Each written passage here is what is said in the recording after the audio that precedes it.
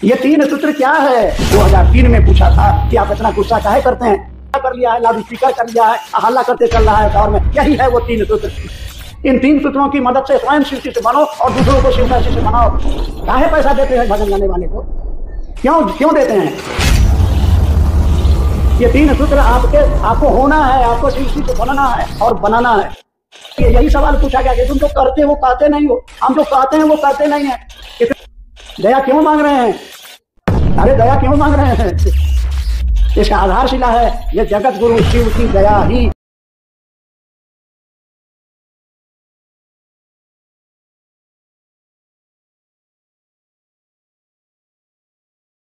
दया मांगना, चर्चा करना, नमन करना, ये तीन सूत्र क्या है? ये तीन सूत्र क्या है? साहब ने कहा कि ये तीन सूत्र हमारा मन याद रखे कि शिव मेरा है, शिव मेरा है। ये साधन है, ये तीन सूत्र साधन है, ये तीन सूत्र सीढ़ियां हैं। इन सीढ़ियों पर चढ़ करके आप छत पर जाइएगा तो इसका उपयोग कीजिए। हम और आप क्या गलती कर रहे हैं? हमारी और गलती क्या है? अभी जो विषय दिया गया गति और गतिरोध, गतिरोध यह है कि सीढ़ी कंधे पर रख करके, हमने एक बार पूछा था साहब से, 2003 में पूछा था कि आप इतना गुस्सा काहे करते हैं? पिंटो को गुस्सा क्यों आता है, वो फिल्म बनी थी, उसी तर्ज पर हमने कहा आप इतना गुस्सा क्यों करते हैं? तो साहब ने कहा था कि हमको गुस्सा इसलिए आता है कि मैंने सीढ़ी दी थी छत पर चढ़ने के लिए और उसको आप कंधे पर रख करके वो रिक्शा कर लिया है, लाउड स्पीकर कर लिया है, हल्ला करते चल रहा है शहर में। यही है वो तीन सूत्र जिस पर चढ़ के छत पर चढ़ा जाता है। यही है गतिरोध, यही है वो गतिरोध। आपको दिया गया कि सीढ़ी पर चढ़ के जाओ छत पर। इन तीन सूत्रों की मदद से स्वयं शिव से बनो और दूसरों को शिव का शिष्य बनाओ।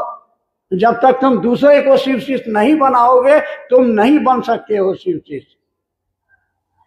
लेकिन हम और आप क्या कर रहे हैं? चर्चा की आंधी में, साहब ने बार बार कहा कि चर्चा की आंधी में अपनी शिव शिष्यता मत खो देना। आपको टास्क दिया गया, ये तीन सूत्र क्या है? शिष्यानुभूति के पहला वाक्य लिखा हुआ है, शिव शिष्य होने में सहायक। ये तीन सूत्र आपको होना है, आपको शिव शिष्य बनना है और बनाना है। आपका उद्देश्य हो गया क्या? आओ चलें शिव की ओर में। एक पंक्ति आपको मिलेंगी कि शुरू में हमारा मन कितना साफ था। बरखा दीदी बराबर इस पर हमसे बहस करती हैं कि शुरू में हम कितने निर्दोष थे, कितने साफ दिल थे। धीरे धीरे इसमें व्यापार घुस गया, वो घुस गया। आप और हम उसके शरीक हैं। काहे पैसा देते हैं भजन गाने वाले को? क्यों देते हैं?